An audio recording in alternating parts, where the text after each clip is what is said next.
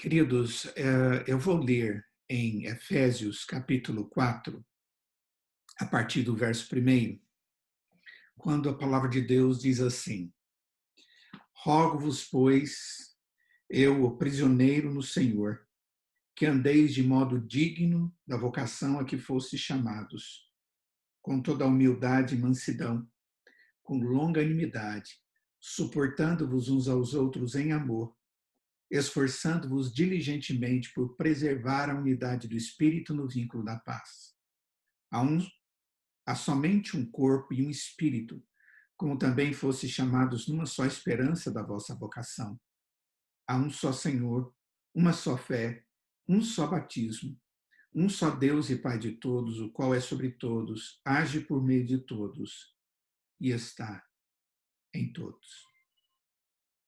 E o verso 7 diz: E a graça foi concedida a cada um de nós segundo a proporção do dom de Cristo. O apóstolo Paulo, nesse texto, ele nos traz algo muito importante para a vida da igreja como corpo de Cristo. A imagem tratada aqui no capítulo 4 de Efésios é do corpo, que tem membros, e ele fala da igreja tendo um corpo formado por esses membros, mas a cabeça sendo Cristo Jesus. Ao final do capítulo 4, ele fala assim: O livro de Efésios é um dos mais gloriosos livros da Bíblia. É um livro que nos leva aos céus e que nos mostra as maravilhas da nossa herança em Cristo Jesus. Nesse texto especificamente, o apóstolo Paulo está tratando sobre a importância da igreja viver segundo o propósito que Deus tem trazido para ela. Ser um ajuntamento que tem coisas em comum, e por causa disso vivem em unidade, e nessa unidade eles se ajudam para crescer como corpo de Cristo, glorificar a Deus e testemunhar a Deus através da graça recebida. A partir do verso 7, ele fala que é a graça um instrumento ou aquilo que Deus nos dá para que nós possamos viver essa unidade.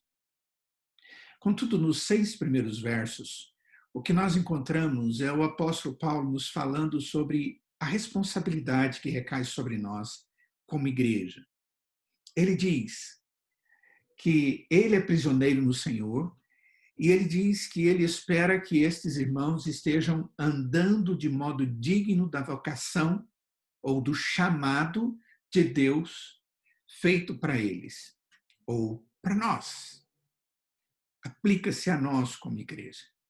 Essa vocação, essa palavra traduzida para nós é chamado. Deus nos chamou e o chamado principal que Deus tem para a nossa vida é o chamado para a vida eterna. O chamado para sermos filhos do Altíssimo, para sermos servos de Deus, para sermos instrumentos nas mãos do Senhor, para sermos para a honra e glória do Senhor. Esta é a objetiva intenção de Paulo ao dizer: olha, lembrem que Deus foi quem chamou vocês e lembrem-se que vocês têm que viver de maneira digna. A expressão andar de modo digno dá uma ideia de movimento, dá uma ideia de dia a dia, um cotidiano, como corpo de Cristo. Nós devemos nos ver individualmente e coletivamente como os chamados para a vida em Cristo. Só que ele nos mostra que devemos, como igreja do Senhor Jesus, agir, viver.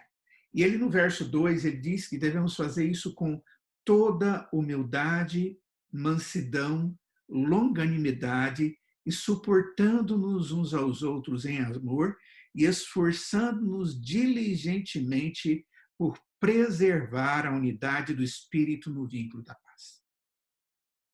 Em momento algum, o texto de Efésios fala que nós criamos a unidade da igreja. A unidade é algo promovido pelo Espírito de Deus. É Deus quem nos une. É Deus quem gera a unidade, Por isso que o apóstolo Paulo não está pedindo para a igreja gerar unidade, mas para ela preservar aquilo que Deus tem nos feito ser, um corpo, uma igreja, um povo unido pelo propósito que Deus tem para ela.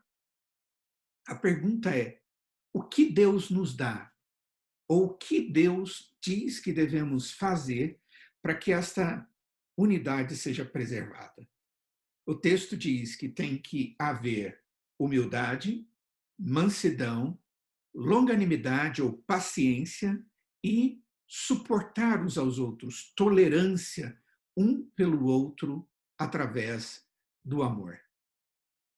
Nenhuma dessas coisas podem ser deixadas de lado, porque se alguma delas é deixada de lado, nós destruímos a unidade do povo de Deus. A unidade tem que ser muito mais importante do que os nossos interesses pessoais. A unidade que o Espírito gera em nós como corpo de Cristo e nós como membros da mesma família e como instrumentos para a edificação uns dos outros, devemos sempre lembrar que o outro é importante, por isso agimos com humildade. A moderação aqui, o perdão, a mansidão, tem a ver com gentileza. Quando não agimos com gentileza uns com os outros, não existe acordo. O texto diz longanimidade, isso tem a ver com paciência. Uma paciência longa, esticada, necessária para que possamos tratar diferenças e sendo tolerantes uns com os outros através do amor. É assim que o texto diz que nós, como igreja, preservamos a unidade do Espírito, a unidade do corpo de Cristo, através do que o Espírito produziu em nós. Mas o texto nos fala qual é a base da unidade. Observe bem que o texto, a partir do verso de número 4, ele diz dessa base da unidade. Essa unidade é baseada em Cristo e em sua identificação da igreja com Cristo.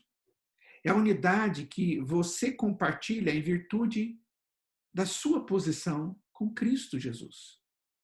Observem bem, o texto diz de mim, de você e nós diante do corpo de Cristo.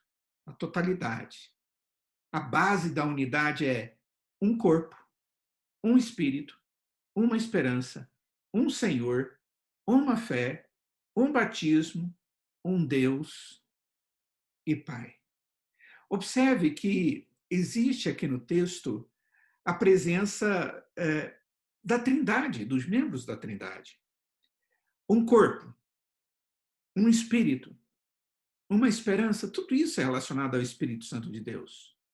Um Senhor, uma fé, um batismo, tudo em Cristo Jesus. E um Deus e Pai, é o Pai. Quando nós falamos de vivermos na unidade, nós vivemos na unidade na medida em que a presença de Deus promove exatamente isso que o apóstolo Paulo diz que devemos ter como igreja. Um corpo, um espírito, uma esperança, um Senhor, uma fé, um batismo, um Deus e Pai. Esta é a base da comunhão entre nós, os crentes. O que significa comunhão? Irmãos, comunhão significa ter coisas em comum. A verdadeira comunhão cristã não depende de status financeiro, da idade, da origem cultural, nada disso. Nós temos algo muito maior em comum um com o outro. O que temos em comum é eterno. Já desfrutamos. É a nossa posição em Cristo Jesus. Somos salvos. E aí chegamos a uma pergunta extremamente importante. Como devemos preservar essa unidade? O que podemos fazer para realizar essa preservação? É o primeiro propósito que deve existir no nosso coração como igreja do Senhor Jesus? E a resposta vem no verso de número 7. E a graça foi concedida a cada um de nós, segundo a proporção do dom de Cristo. Todas essas coisas, elas só são verdadeiras pela graça de Deus. Somos igreja pela graça. Vivemos como igreja pela graça. Edificamos uns aos outros pela graça. Temos uma unidade pela graça de Deus. E nós devemos nos esforçar por preservar aquilo que Deus tem nos dado, agindo de maneira adequada, amorosa, edificante na vida uns dos outros. Nesses momentos de dificuldades que temos vivido, de muitas dificuldades no tempo contemporâneo, nós ficamos pensando em como viver como igreja, de maneira virtual ou à distância. Mas tudo isso é possível, porque nós sabemos quem é o objeto do nosso amor maior é Deus. E nós sabemos que os nossos irmãos são objeto do nosso amor, do amor que aprendemos na nossa comunhão com Deus. E por causa disso, a distância não pode tirar de nós a expectativa e a responsabilidade de nos esforçarmos para sermos como Deus quer que sejamos, uma igreja que vive em unidade. Que Deus nos abençoe assim. Vamos orar.